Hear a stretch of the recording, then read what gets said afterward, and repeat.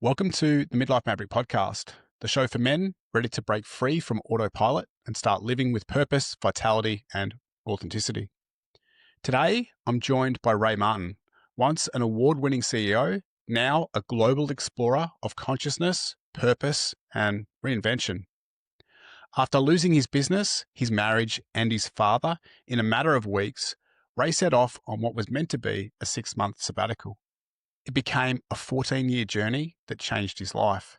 In this conversation, we explore what happens when a man dares to let go of conventional success, tunes into that quiet voice within, and begins to live on his own terms. Ray's story is honest, raw, and deeply relevant for any man questioning, is this really it? So let's dive in. Ray, welcome to the Midlife Mavericks podcast. Thanks, Stretch. Good to be here. Mate, I can't wait to tap in. I've usually got two questions that I ask all of my guests when they come on this show. And the first one's a lot about travel. But I feel, after reading up on you, that you've probably done more travel than most of my guests. So to go off script, I'm going to ask you. Yeah, totally. Do you have a favorite destination in the world that you've lived or that you've been? A favorite destination? I think, it would be, I lived in a place called Chiang Mai in northern Thailand for about 4 years. And I found life there just sort of pressed all of my buttons. They're the best ones. And I loved it. I loved the atmosphere. I loved the colors, the aesthetic, culture. And I loved a lot of the foreigners that were living there who I met and became friends with, and the community atmosphere there. It was very conducive to personal growth and development and learning, which I'm really excited about. So I'd say that's probably one of the places that I would definitely always go back to and be very happy. If someone said, "Oh, you're going to visit Chiang Mai again," I go, "Oh, okay, yeah, brilliant." But also, I literally just a week ago came back from a 3-week trip to Ireland, which is much closer to home for me. I've never been there. I'm in my 60s and I've never been to Ireland. Can you believe it? It's literally down the road. And it's beautiful. I mean, I'm just stunned how gorgeous it is, just physically, and the charm and character of the citizens of Ireland is just such a lovely place. I'm definitely going back. Yeah, no. And I was could saying almost at the imagine start, living there. I lived in London for 10 years and I actually never got to Ireland myself. So I'll have to get back over and check it out, mate. Yeah. But I resonate with Thailand. I've been to Thailand a few times for diving, for scuba diving. Yeah. But also I've been there for like a couple of movement camps and training camps and stuff like that. Yeah. And I've always had a great time in Thailand. Really enjoyed it. So I'd definitely come back to Thailand with you, mate. We can go there for a trip together. Yeah. And I didn't mention Australia. I've traveled Australia extensively, and it's an incredible country. You guys are so lucky. You've got this huge continent. Yeah. But I think there's more people living in Shanghai than in the whole of Australia. Yeah, it wouldn't surprise me. Yeah. And when you go to Shanghai, you get how packed it is. It's packed tight. Yeah. I've done a trip around Oz. We were in a caravan for like 18 months, but there's no way we saw half of it. You drive by so much. Like you say, it's just such a big place. Right. Did you have a favorite part of Oz when you were here? I really like Perth. I thought it was a lovely place around Margaret River and that kind of Esperance and that area there. Really like that. Sydney is obviously iconic. Yeah. Who can't like it? And I've got friends who live in what's the name of on one of the northern beaches. Can't remember. Like Manly or something like that, is it? Manly, that's it. Manly, yeah. And so when I went with them, they commuted into work. So I went with them on the ferry to get to Circular Quay. It's like, what a ride to work. I mean, come on. It's amazing. Yeah. So Sydney's brilliant too. Much better than the tube in London, isn't it? Definitely. I take that ride every day. Yeah, completely. Sure. Ray, if we were to board an airplane and be heading to one of these lovely destinations and we were sitting next to each other and to spark up a conversation, and I was to ask you about like your mission in life right now, what would you say that is? Yeah. Well, right now, my mission is to, I guess, I've always been interested since I was a kid in how do people live their life true to themselves, let's say. Find their own path. Pilots call it life on the center, when you land on the center line on the runway. And that's always been of interest to me. So I could feel like I was doing that. And that's part of why I traveled so much in the Life Without a Tie journey. So I work as a leadership coach, and I'm really curious to know when I meet people, what their vision for their life is and to what extent they're actually living it.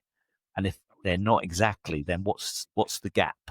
What's preventing them or stopping them from doing that?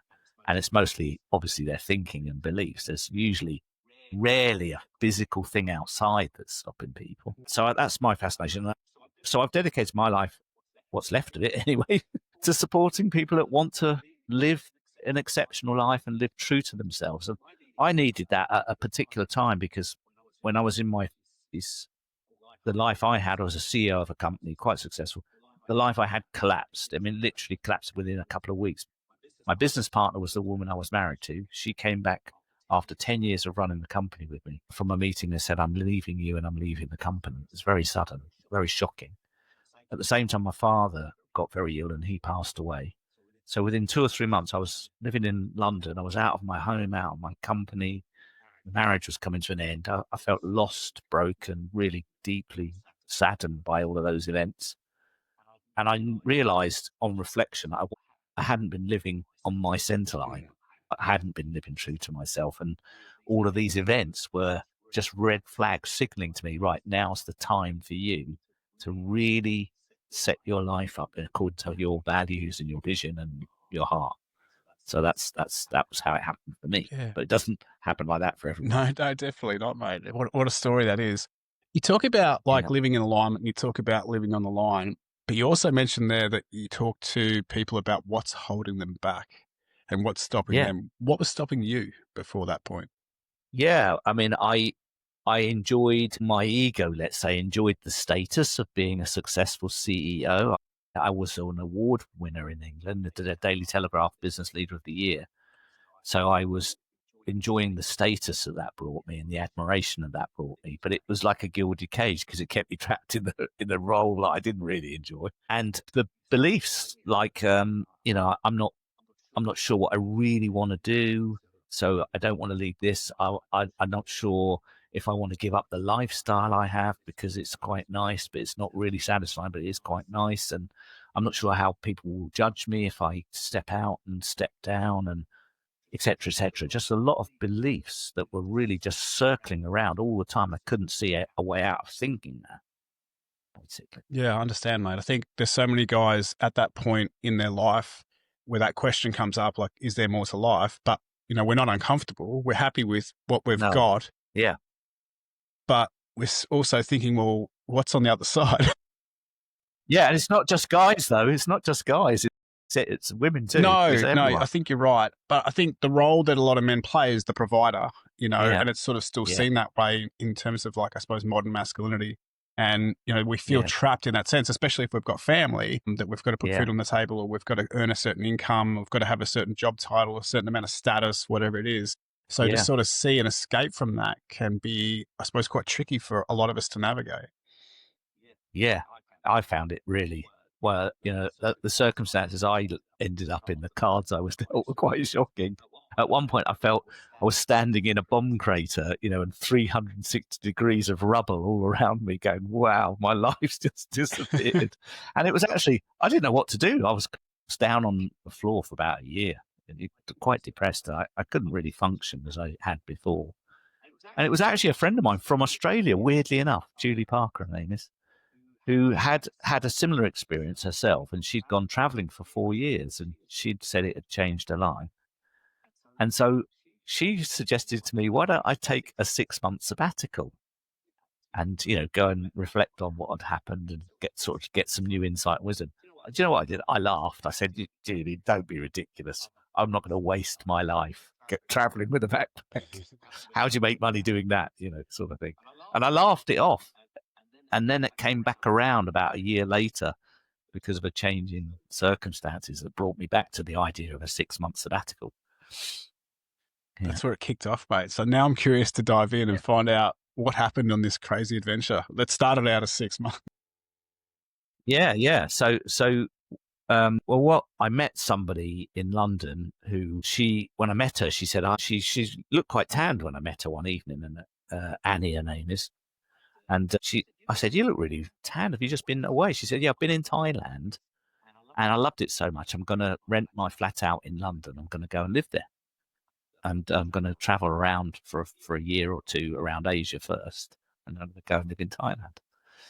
So I said, oh, that sounds interesting. Well, in my head, I thought, well, I'm never going to have a relationship with you because you're going off to Thailand. I said, well, do you want to go out a couple of times before you leave? I'd love that if you were up for it. So she said yes. We went out a couple of times, got on really well. And then I was expecting her to go off. And at this time, because I was fundamentally quite still depressed from what had happened, a friend of mine had said to me, Ray, sometimes when things are really bleak, one of the things you can do to get out of your funk around it is you just find someone else who really needs help for some reason. You just go and help them 100%, go into service and just focus on them and forget about yourself for a while, and something will shift, something will change. And I thought, well, that's quite a good bit of advice. And actually, a friend of mine, Elizabeth Taylor, who I mentioned in my book, she had breast cancer and she was living in Sydney, in Manly, with her husband and her very young son. And she was about to start chemotherapy. And I thought that's going to be stressful for her. And her husband works full time and she'll need some support. So I contacted her and said, how about I come out to Sydney for a month and just look after you and Pete and Matt and just be around? She said, oh, right, that'd be great. That'd be lovely. Please do. And so I came out to Australia and I had a few days left at the end of that trip. By the way, nothing shifted when I did that. It's like no miracle insight happened or nothing new. I still left in the same state I was in when I arrived. And I thought, oh, that advice wasn't so good maybe. But I went up to Cairns and Julie Parker to visit her and her mum. And they said, we're going to see this play at the theatre in Cairns. Do you want to come? So I said, okay. Got to the play, was looking at the programme and the interval for the actors and the detail. And I saw a little notice in the programme saying we're auditioning for the next play at the theatre in a couple of months.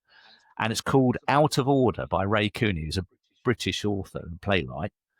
And it's a Whitehall farce. And I just turned to them as a joke and said, I should be in that. I've got the English accent, not like Ime, as a British member of Parliament wouldn't say that. And they said, well, we know the director of the play. Why don't you go to the casting and the audition? I said, don't be ridiculous. I've got to get back to London and run my business. I've got a mortgage to pay and everything. There's no way I could do that. And I'm not an actor. I'll be useless. They said, well, why don't you just go for fun? So I did. And I went to this audition and I threw myself into it. My brother's wife is an actress. So I knew about acting. And Annie was an actress. So I had people in my life who could help me and support me. And I prepared for it. At the end of the audition, they sort of said, we're going to be in touch. We think you might be good in this. So I flew back to London the next day because I had to go back home. And then when I arrived, I got a call from Julie saying, they want you to be in the play. And I said, what, like a little part? Come on, one line. They said, no, they want you to be George Pigden. He's the main character of the story. 400 lines, does all the comedic antics, blah, blah, blah. They want you to play him. I said, you kidding me? So I called the director and said, are you out of your mind? I've got no experience whatsoever. And they said, Ray, we don't care. We just think with 3 months of rehearsals and preparation, we think you would be really brilliant as that character. We really want you to do it. Would you come? And then I thought, well, this is a tough decision because I have made some obligations to clients in London. But I thought, you know what? I was on this path to follow my true self and what's true for me. So I thought, what would give me a sense of it's the right decision? So I called each client and I just told them this story exactly as I'm telling it to you now. I said, I've been in this audition. It might sound ridiculous to you, but I feel like I'm being called to do this. If I don't do it, it's really going to be a bad thing. But I also gave my promise to you to do this work with you. And I'm a man of integrity and I don't want to break my word. So I'm only going to go if you give me your blessing and say, I'd be happy if you postponed for 3 months and I give you my blessing and you go. That was 4 calls I had to make like that. And they all said, go. I would go if I was you. Go and do it. It's a once in a lifetime thing. So I did. I flew back a week later to Australia and I was in that play and it was brilliant. And it got really good reviews and I loved it. And it changed my thinking a bit because when I flew back to London after the 3 months, I noticed I was feeling a lot of dread in my body, thinking, oh, I've got to go back to my normal life, being a businessman again. And I hate that. And I suddenly had this epiphany stretch. In the airplane, I went, oh my God, Ray the businessman is a character that I am playing. It's not me. And I didn't realize until that moment. And that was the gift of going to Australia and being in service and doing the play. It's the first time ever in my life I thought of what I do as being a character and not me. I never had that separation. Wow. And that changed everything.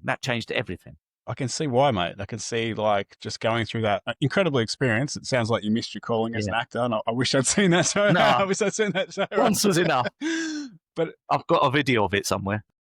But at the same time, to have that incredible realization about, the role or the character you'd been playing as Ray, the businessman, and the CEO. Never thought of it like that. I just thought that was me. Yeah. So when you sat back and started to think that, like, could you start to see how that wasn't you? Was there certain parts of you that went, hang on a minute, this is not what I value, or this is not what I want anymore? Yeah. Well, yeah, because I become George Pigden, the character in the play. And so every day I was asking the director, what clothes does he wear? How does he walk? What are his memories? How does he think? How does he speak? I had to have this really silly voice as George Pigden. Even his voice was a voice I had to act. It wasn't mine. And so I looked at, well, who's Ray the businessman? Ray wears, Armani suits. He's got a Mercedes car. He lives in a certain type of house in West London. And all the props in my life were kind of supporting the character of the CEO businessman I was. And I thought, I don't really value any of that. I don't like that. I'd been wearing T-shirts and shorts and flip-flops, and I felt much more comfortable like that. And so that's why partly the reason that my book is called Life Without a Tie, because Without a Tie included the necktie of the businessman, but it was mostly about the ties of home, career, community of friends and family, and your partner. Those are the four ties that define most of our lives and the decisions we make. Yep. So it was all of those things. And I thought, you know what? Anthony Robbins is a massive life coach. Everyone's heard of him usually. He said, you're not just the actor in your life, which you think you are, but you're also the director and the script writer too. So if you want different results in life, you can change the script and change how you show up in scenes, or you can, as a director, you can change the actual story, or you can kill the series off completely. So I decided to kill the series off. I thought, Ray the Businessman, that's been running for 20 years, that series, and I'm in the show, and I'm going to just kill that series. I quit being a CEO and sold the company. Wow, what a big move, mate! Just on the back of that trip to Australia and doing that play, that's incredible. So, what became the new script? Yeah, so I didn't know. I was literally diving off a cliff into the unknown. And I remember seeing a quote in a book, some of the companies, I said, man cannot discover new oceans unless he's prepared to lose sight of the shore. And that was how it was for me. I was scary. I was really scared, but also I wasn't, because I thought, I'm in my 40s. I've got savings, financially I'm okay. I've got some wisdom now because I've got 40 years of life. And the worst thing that could happen is it all messes up and I go back to being a businessman in London. That would be the worst case scenario, because I knew I'd be able to do that. Yep. So it wasn't too risky in a way, but it was scary because it was unknown. So I then found Annie in London after I got back from the play in Australia, which was like I was away for 4 months. She was still in London. I said, what are you doing here? You're supposed to have gone to Thailand. She said, well, I had some problems with the flat and couldn't rent it out until I got this stuff fixed. And she said, oh, and by the way, I was thinking, what about the two of us traveling together? That would be pretty cool. I said, really? I didn't think you were ever interested in that. But she said, yeah, no, I think I might be. And so I said, look, she said, I just don't think we know each other very well. I said, well, look, I've decided to sell my house while I was in Australia. It's going to be sold within 2 or 3 months. Why don't you just move into my house tomorrow and we'll just crash course our relationship and see how it is. And if it works, we'll go traveling together. So she did. She accepted that offer. And so within 3 months, the house did get sold. It was November of 2005. Yep. And we went off to Thailand with her to start. We put together a plan to travel for 18 months around the whole of Asia, ending up in Perth in Australia for a Christmas gathering with her family. Yep. That would have been a very different Yeah. experience, mate, coming from the UK, Yeah. Christmas in the snow to the Australian Christmas in the heat. Yeah. Yeah. Yeah. And it was lovely. And so that was how that unfolded from there. Yep. And I thought, I don't mind what happens to me. I don't really need anything particularly to come as an outcome because I can support myself for a while on my savings. Mm. So I just want to be learning, growing. And my quest was, what does living life true to myself look like for me? What does that feel like? What does that mean? What's my work going to be? And I didn't know, but I knew it was something. I knew it was something in the field of coaching and supporting others to do inner work. Mm. Let's say I knew it was something vaguely in that field. Yep. Had you ever stopped to sort of think about that or ask those sort of questions before? Like when you were in the role of a CEO or even at a younger age, climbing the corporate ladder or doing what you're doing, building a business. Yeah. Did you really sit down and think about your values? Did you really sit down and think about the direction your life was taking? Or was it just like you were going along with the script of this is what we do. We go to uni, we get a job, we build a business, we do X, Y, Z. Yeah, I love what you just described. Another author calls that an off-the-shelf life story, which is a phrase I really like. And now I was a mixture of the two. I was mostly the off-the-shelf life story guy, but there was a little bit of me that was curious, even from when I was a very young kid. So when I was like 9, 10, 11, I remember at school asking other kids and teachers, like, why do people work their whole life and then retire and die very soon after? Why don't they just work half of their life? It was like a question that whenever I asked it, teachers kind of went, "Oh, go away." I don't know the answer. Go away. Don't be stupid. I got dismissed for that question a lot, but it was a question that I had. It made no sense to me whatsoever. And so I used to talk to my friends and say, "Well, I'm not going to live like that." I was only like 10 or 11. I didn't know what I was talking about. They said, "What are you going to do then?" I said, "Well, I'm going to, whatever work I'm going to do, I'm going to work twice as much and twice as hard in the first half of my life. So I earn twice as much money in the first half. And then I'm going to take the second half off so I can play and travel and paint or whatever it would be." Yeah. And I had no idea what that meant or what I was going to do. I thought at the top, when I was that young, I thought it must be like £1 million or something. I don't know that you need it to accumulate. Yeah. I had no idea. It'd be completely ridiculous now, but that was my kind of vision, and I forgot about it.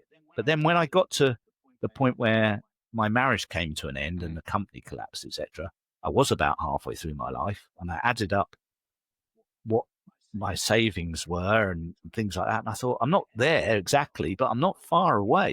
It sort of turned out like that. And then I realized, gosh, the power of setting an intention, even if you then totally forget about it. Once you've set an intention, the universe starts to reconfigure in a way you can't even understand. You don't know how that works. But I saw that happening. And I saw that happening a lot while I was traveling. This kind of experience of serendipity where you don't know what it's going to be like exactly, but you know it's some direction of travel that you're on. And then things start to come towards you that are really going to support and assist your journey that would never come if you hadn't had that thinking originally. Wow. Does that make sense? Yeah, no, 100%, mate. I think it's a big part of it, like having that intention. But I also think it's the mindset that we take into that intention. Like we can set that goal or have that intention or have that future vision, but if we're not going to start to act it out or we're not going to start to walk that path in that direction, you talk about helping others, just service and that positive energy that you're putting out into the universe. And will that pay back? Will that come back around to you? And I think that mindset and of always, trying to help others and staying positive and all that sort of stuff is probably going to help lead to that intention. Maybe the intention itself isn't good enough, depending on how you set yourself up for that, I suppose. I'm curious, what became the intention for you? So, you've started this travel, you've had this opportunity, obviously work's ended. What's going through your mind at this point in time? Yeah, it came in phases. Like for the first 2 to 3 years, let's say, I just wanted to unwind my mind of rigid goals and targets and all that kind of thinking. And I remember I used to sit on the beach sometimes talking to Annie and say, "Gee, I feel so guilty." She'd say, "Why?" I said, "Because I've got no goals or targets. I'm not paying any tax. I'm not earning any money, blah, blah, blah. Like all those people back home are all still working every day while I'm sipping coffee on the beach or something. I feel really guilty. I should be one of them. I've escaped. I sort of felt like unworthy on some level, a lot of guilt and shame about it. And I thought, that's not right. I shouldn't feel guilt and shame. Life's a choice. You should just be able to live however you want to choose. And so I thought, I need to at least unravel a lot of that guilt and shame and find out why that is, and just get to a point of being totally accepting of a life of ease. I can do it and I should be at ease with it, but I wasn't. So I authored for myself. I thought, why is that? I felt psychologically quite tortured. So I sat down and authored 10 guiding principles for myself. I thought, these are the 10 guiding principles that I'm going to live by for the next 2 or 3 years. One of them was saying, I'm going to treat life as an experiment, not as a goal. I'm going to just play around with things. I'm going to have non-attachment be a principle, self-acceptance. I'm going to love myself and enjoy being me, because I felt so terrible. I'd messed my marriage up and things hadn't worked. And I'm very self-critical, in my self-talk. So I had all these 10 guiding principles I started to follow and live by: frugality, modesty. I'm going to not, in England, I'd sort of like, I'm an important businessman. I can only eat in certain restaurants that cost 100 quid. I can't go in places less than that.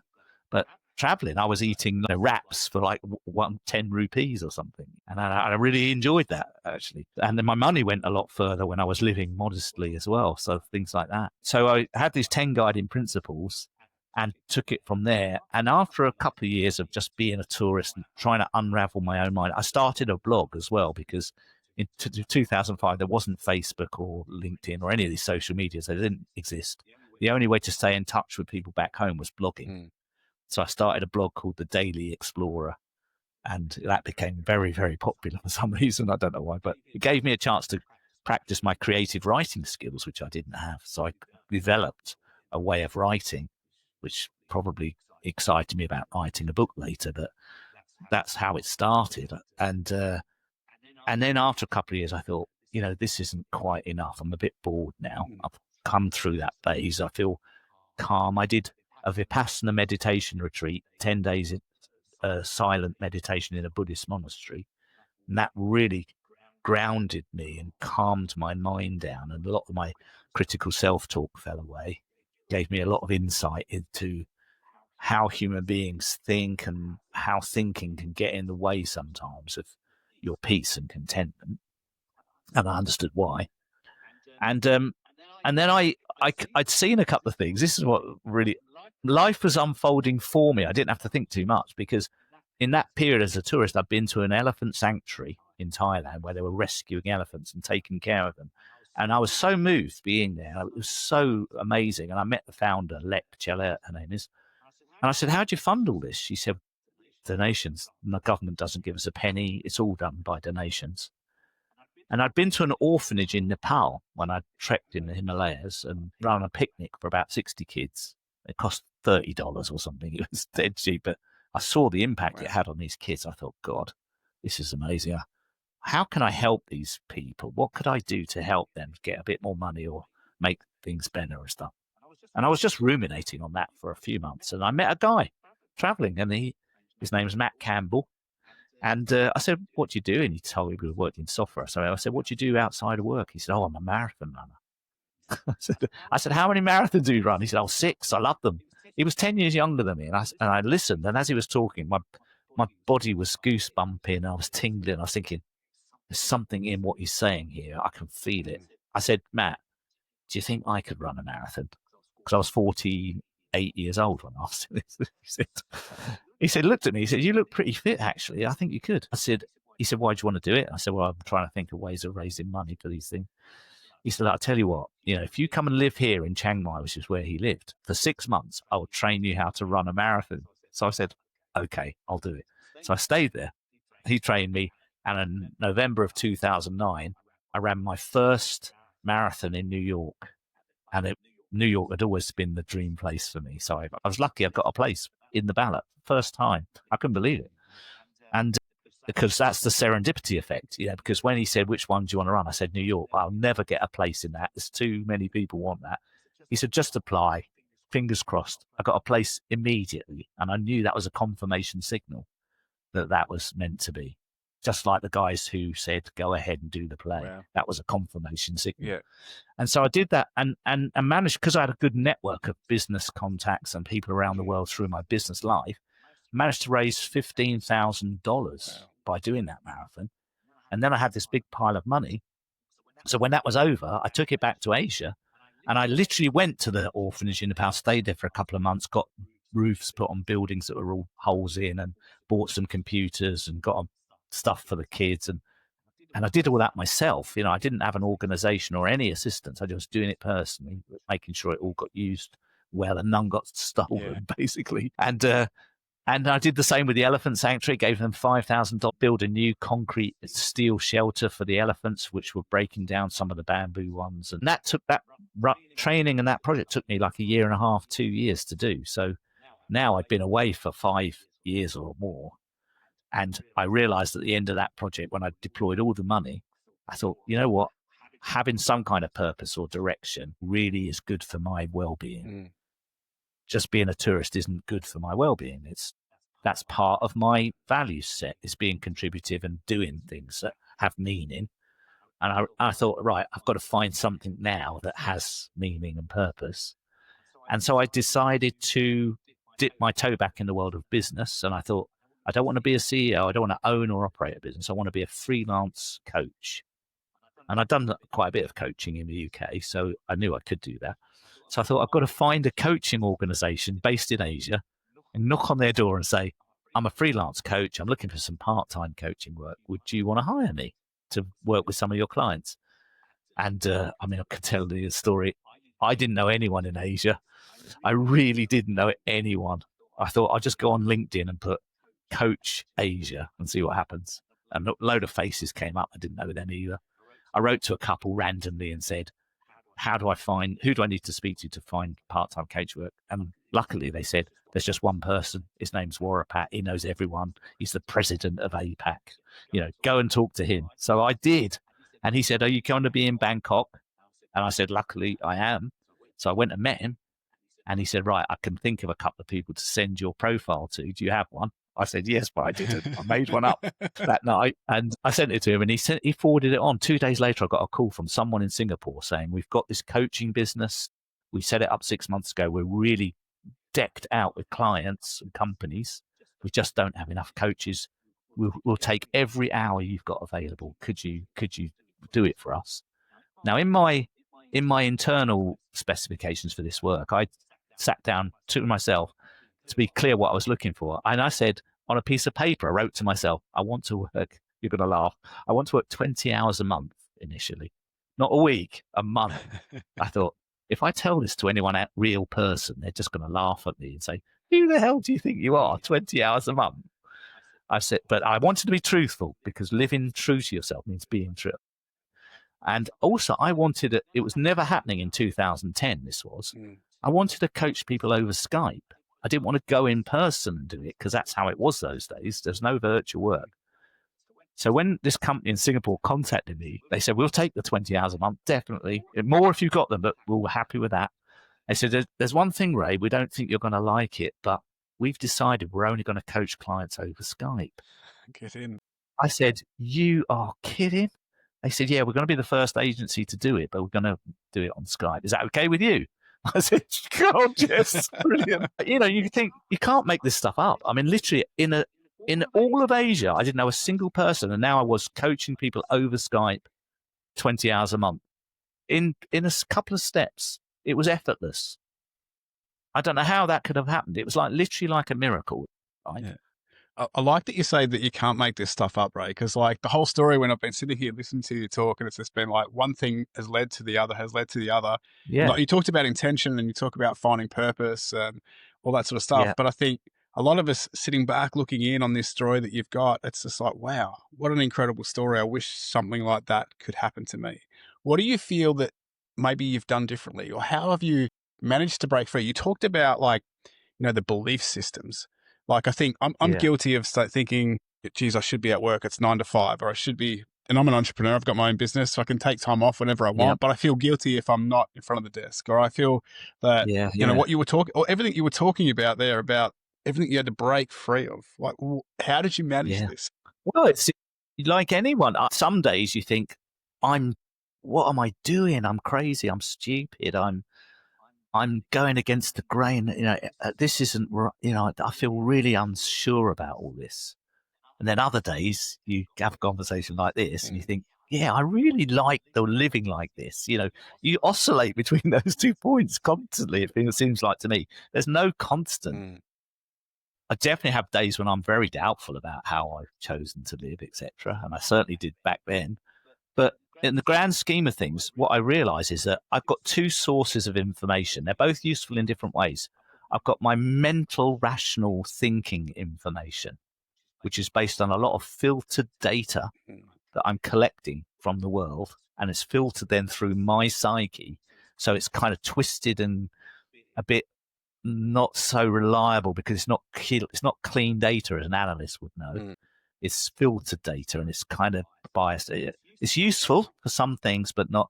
And then I've got this innate wisdom in my gut, which comes from somewhere else. It's not mental. It's just a knowing that it's the right thing to do, or it's knowing I'll be safe no matter what. Things like that, which I had around the play and the fundraising and things like that. I just knew that was the right thing to do. I don't know how I knew it, but I just knew it was. It just had a certain feeling of knowing. And so I think the combination of referencing those two parts of oneself constantly, all of the time, is what's needed to steer through life well. Do you feel you've been able to tune in more to that inner wisdom? Has it become easier with more practice? Yeah, I tell you what, the thing that made the biggest difference to me personally to make it easier was having a meditation practice, to actually consciously make time for complete stillness. Because you go on holiday to, I don't know, France or Spain or somewhere, you go to Madrid and you get a snow globe of the cathedral and you shake it and all the snowflakes are filling the bowl and you can't see the thing anymore because it's all covered in things. But when you put it down and let it settle, they all fall to the bottom. And after a couple of minutes, you get this clear picture that you can see it clearly, that it's all settled. And I think we must, for our spiritual and emotional well-being, we must make time for stillness of some kind. Now, I don't mean be a monk, or I like sitting on a cushion and meditating. I like that. But I know people who go swimming for a couple of hours a day, for that's their meditation. I know people who go forest walking.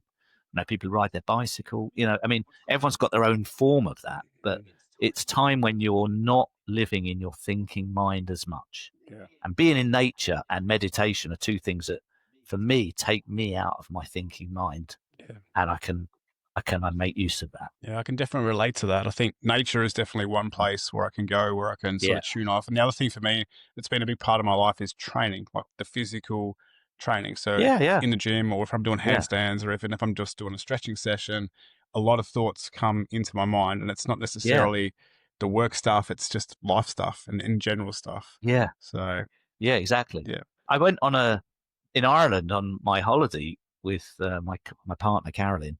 We went on this big scramble up Croagh Patrick. It's a huge, it's not tall. It's about 750 meters, which is not that tall, but it looks huge when you're standing at the base of it. So we went on this huge scramble over rocks and we summited it, and we were pretty tired. We're both in our 60s. And I said, when we got to the top, I said, what do you notice about this? She said, what do you mean? I said, well, I haven't thought of anything while I've been doing this. We've just been fully doing this. It's like 100% climbing this mountain. And all we're thinking about is how do we put our foot on the next step? And I said, what I notice is a total absence of any thinking about the rest of my life. I mean, I've just completely gone. It's like being fully absorbed and fully present in what I'm doing. And that's a beautiful resource state to be in. And that creates this kind of mindful energy, a bit like the monks say. You've got your mobile phone, which has apps on it. And to use your phone productively, you need to use an app. But to use the apps, you need to charge the phone with energy. Otherwise, the apps don't work. So you've got to keep yourself charged with energy so that you work. Yep. So they call that meditative practice is the charging of the battery, and applied practice is how you then dispense that energy through conversation and through speech. That's applied practice. Yep. Yeah. I love all your analogies, mate. You're really good at Yeah. putting it in simple terms Yeah. that we can Yeah. definitely understand. Before you went on this journey and before you've done all this stuff, was meditation something that you did, or was journaling or writing something that you did, or did you just not have time for that? Was that, I'm so busy, Well, I can't do any of that sort it of wasn't even on my radar, stuff? Stretch. I mean, I was feeling really anxious in the first 6 months I was traveling. I could tell I looked visibly stressed all the time. I met a fellow traveler, and he asked me about that. And I said, well, I just feel so stressed, guilty. I'm scared about the future. I haven't got noise in my head all the time. I can't quieten it down. I can't sleep. He said, have you ever thought about doing a Vipassana retreat, a meditation? I said, Vipassana? I said, what is that? I've never heard of that. I didn't even know what meditation was. I had no idea. So no, I was completely new to it. Totally. Yeah, wicked. Yeah. I like the way you talk about it. And I think, I can definitely relate. And I think so many listeners will too. It's like that noise. Like we're surrounded by so much noise. And like in our busy jobs and our busy life, there's that noise. And we never make time to turn that noise down, whether it's through meditation or training or that meditative practice that you talk about, whether it's through writing or journaling. Yeah. And it sounds like, the travel for you and escaping to Australia to do the play, let's say, it turned off a lot of the noise that you were going through. It did. And I didn't understand what was going on. I didn't understand the process I was in, but I did still get the benefit of being in it unconsciously. It was only when I started doing the meditations that it all made sense looking back. Do you remember when you first started meditation? Like, was it something that came naturally to you, or was one of those things where you were battling it and you think, I should be doing this, I'm struggling? Like, how did that? Yeah, it was in a place called Swan Muck in Suratani, 10 days, and the monks were meeting us every day and giving us a Dharma talk about the Buddhist teachings. And I remember we had in total about 10 hours of sitting and walking meditation each day. And I used to sit. I was so uncomfortable, Stretch. I used to think, oh God, this is agony. I can't stand. I need to move. I was sort of looking. I couldn't get comfortable for quite a while. So really, after 4 or 5 days, I started to be able to find a way of just being able to sit a bit more comfortable. We had to do yoga every morning at the monastery to stretch and get ready for the sitting. You have to actually physically be able to do it. And that was hard for me because I had no flexibility at all. I was sort of not used to stretching or doing physical stretches like that at all. Yeah, I can't imagine, mate. I can't. I've heard about these multiple days of meditation and sitting, and I just think, I wouldn't be able to do that. My mind would just race. I think these days I might suggest to people that they'd go and do a 2-day or a 3-day retreat first, see how they get on with it. Yeah, because I was straight in at 10 days. It was like the deep diving from the deep end. I was, yeah. Amazing. What came out after that? Like after you've done that 10 days and you've managed to survive with your lack of flexibility, like when you left there and you came back into, let's just call it the real world, like how was that transition? I'm just curious. Yeah. Well, it was like sense of peace. I was peace. It's like if the volume knob had been an actual knob on the side of my head, it was at 9 or 10 out of 10 when I went in. And someone had turned it right down to 1 out of 10. It's I could hardly hear it. I still had some because you never lose it. That's the message to your listeners. It never goes away. Your thinking mind is always talking to you, narrating a commentary about life. Yeah. It has to do that. So it was down to about 1 out of 10. I just felt serene. I felt grounded, calm. I thought I don't need to worry so much about things. I just need to be willing to be in the unknown for a period, experiment with lots of different things, and just start to notice where my energy goes. Ooh, that's nice. Or just notice, just pay attention and notice. Because a lot of meditation is about paying attention. It's where you direct your attention and what your awareness is bringing to you. Because you can be in a room with 50 people. What are you aware of? You might not even notice what people are wearing or how they sound. If you asked you afterwards, describe the room, you might not remember the color of the chairs or the walls or anything. So you're not noticing everything. You're noticing certain things, and our awareness is pulled to certain things because of our filters. So awareness is very much about taking it all in and really noticing, being present. And we're not noticing because, most of us, myself included, when we're in a conversation like this, well, I'm 100% here right now, but we could be in conversations already. We're talking, but we're thinking about what we're going to do afterwards, or we're thinking about what we did yesterday. So we're physically here, but mentally somewhere else, and that's not present. No. To be present, you have to be mind and body in the same place at the same time. That rarely happens. I know it sounds ridiculous, but that rarely happens. That actually requires practice. Yeah, definitely. I think it's just so hard in our modern society. There's so many distractions. There's the phone, there's the work, there's the family, there's so many things that just want our attention. Well, that's okay. Those events are okay, but you've got to be fully present in each one. Yeah. That's the secret of fulfillment. Is all of those events give you an invitation to be present to that event, not half in it. Yeah.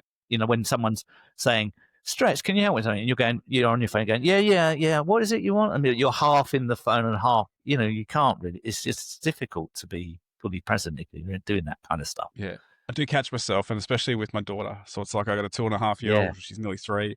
And one of the things I've told myself is when I'm spending time with her, I need to be more present. And there's obviously times where I slip up, where I'm on the phone or something happens. But most of the time I'm trying to be with her as much as I possibly can. Yeah.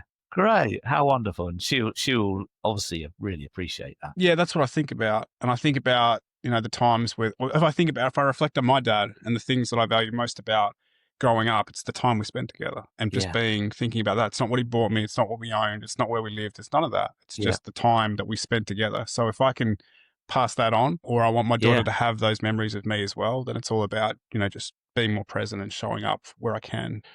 Amazing. I wrote about a guy in the book called Thich Nhat Hanh, who was a Zen Buddhist monk, probably the most famous monk next to the Dalai Lama. He died 2 years ago. He was 95. But I had the great fortune to attend 2 real retreats with him. And he was the most beautiful man I've ever met, most loving, kind, and mindful man I've ever been in the presence of. I've learned a lot from him. I've read a lot of his books. And he's made it clear for me, the greatest gift you can give another human being is your undivided attention. Yeah. There's nothing more valuable than that. No physical item or any of that stuff.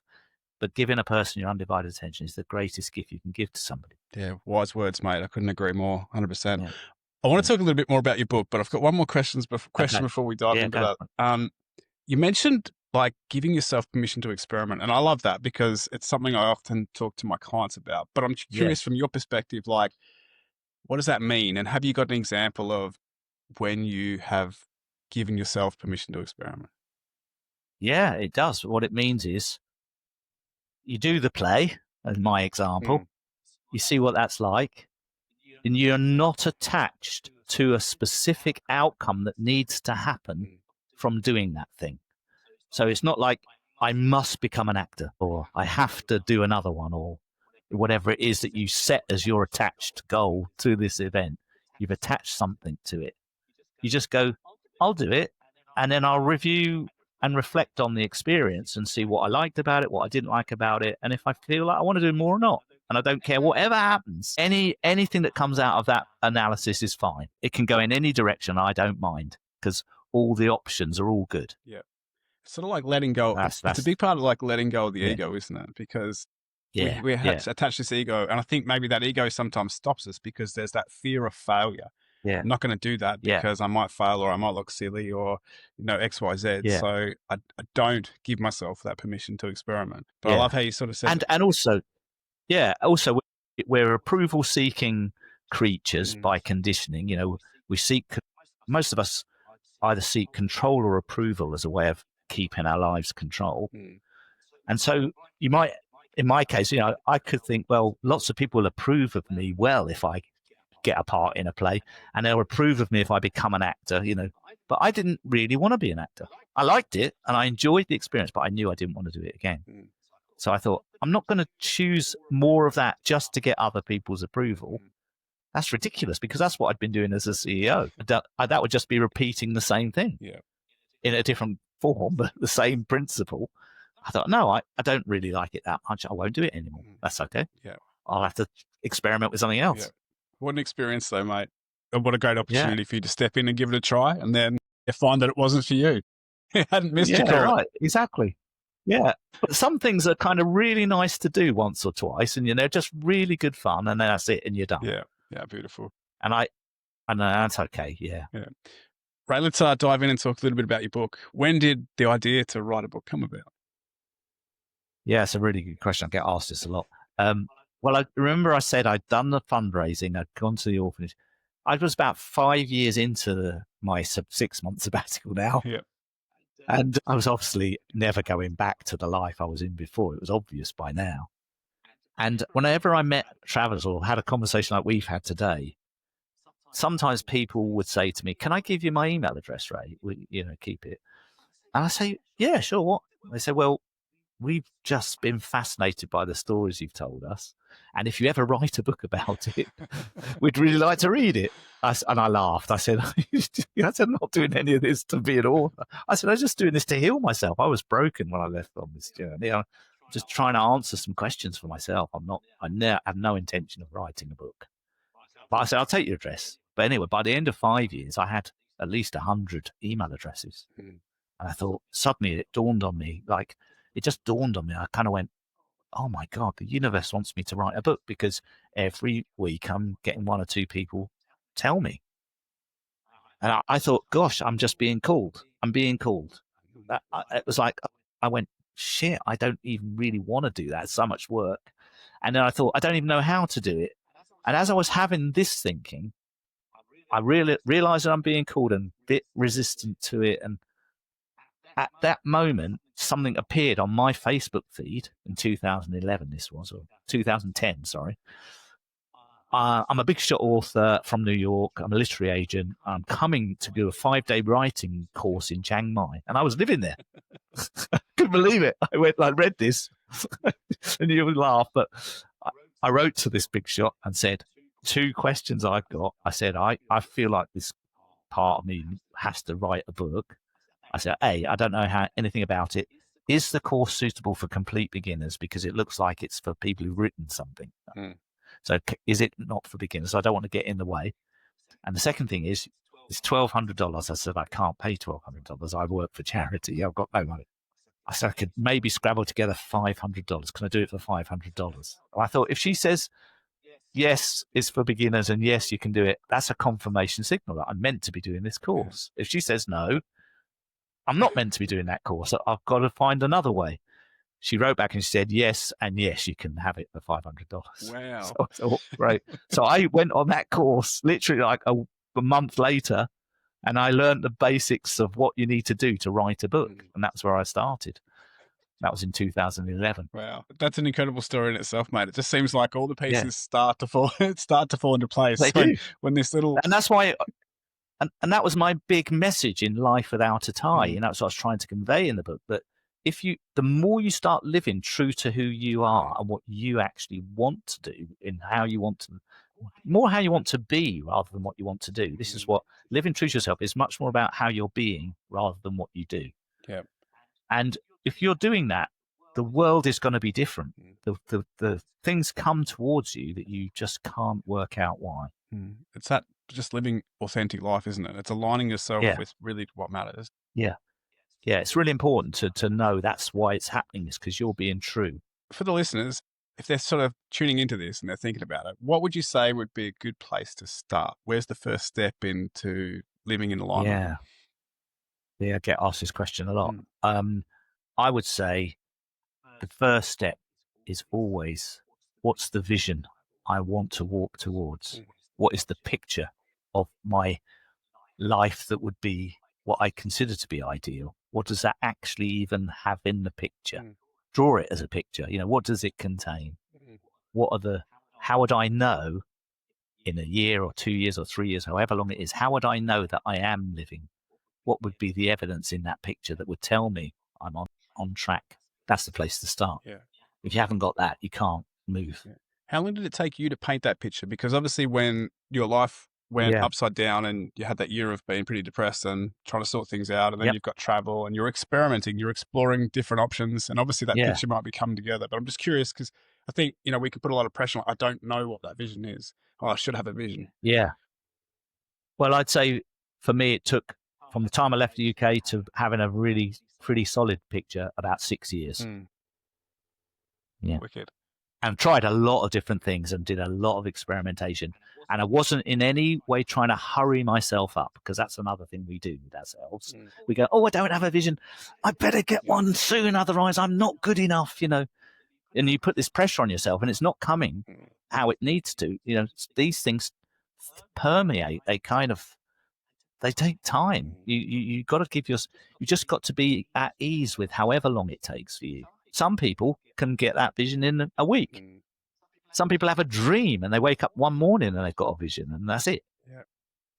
Thank God, good luck to them. I'm not one of those. But, I'm not one of those either, unfortunately. But no, I think it's just different. We've got to enjoy the journey, haven't we? Like, there's got to be those challenges. And you spoke earlier. You said about at 40 you were a lot wiser and you had a lot of wisdom and a lot of experience that could help you move forward in the journey that you were about to take.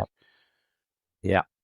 And as long as you're moving in the direction of travel, that's all that counts. It doesn't matter what the speed is, because if you're moving towards that direction, you'll get there. Even if it takes you 100 steps instead of 10, it doesn't matter. Yeah, I get it. Because everything you learn in each step is going to be valuable. Yeah, and that vision's got the potential to change. Like, obviously, as we're mapping out that journey, like, you could have become an actor, or you could have ended up working at the elephant facility that you built in You get forks in the road. I've often described it in talks I've done as laying on the front of sticking yourself out the front of a train as it's moving and laying the next piece of track in front of you as it's going. That's what it feels like to me. Yeah. So what's the future plans for you now? Like, where do you see yourself going, if you don't mind me asking? Oh, yeah. No, not at all. I mean, I love the work that I do as a leadership coach, and I'm still doing that. And I intend to continue to do that as long as I'm able, physically able and mentally able. I've just had my 65th birthday, so I'm expecting that to be another 4 or 5 years from now. Just bought a motorcycle because I love riding motorcycles, but I didn't have one for 20 years while I was on that journey. I sold my motorcycle in London, but I'm just getting my first bike again back. So I'm getting ready for that. But today I'm going to get my helmet fitted with an intercom. So I'm really excited about getting back on 2 wheels and doing some touring and traveling on the bike. Nice one. So you've got yourself a tourer? It's a kind of mid-sized adventure bike. And and what else? I've got an idea in my mind for another book, completely different kind of book, the second one, but I'm toying with that idea. But I'm also enjoying just the simple joy of family life too, like you're describing, because my partner Carolyn has got 3 kids who've got children of their own, and so this weekend I was playing with the grandkids a lot, and I'm really enjoying that. So I want to do more of that.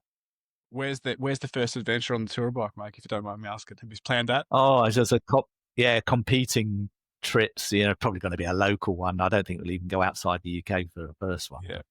So we'll find a couple of places like the Lake District or somewhere. Yeah, that's a nice part of the world, mate. I can definitely relate, and I'm a keen motorcyclist myself, so I can relate with the adventure and the thrill that brings to be out on the open road on 2 wheels.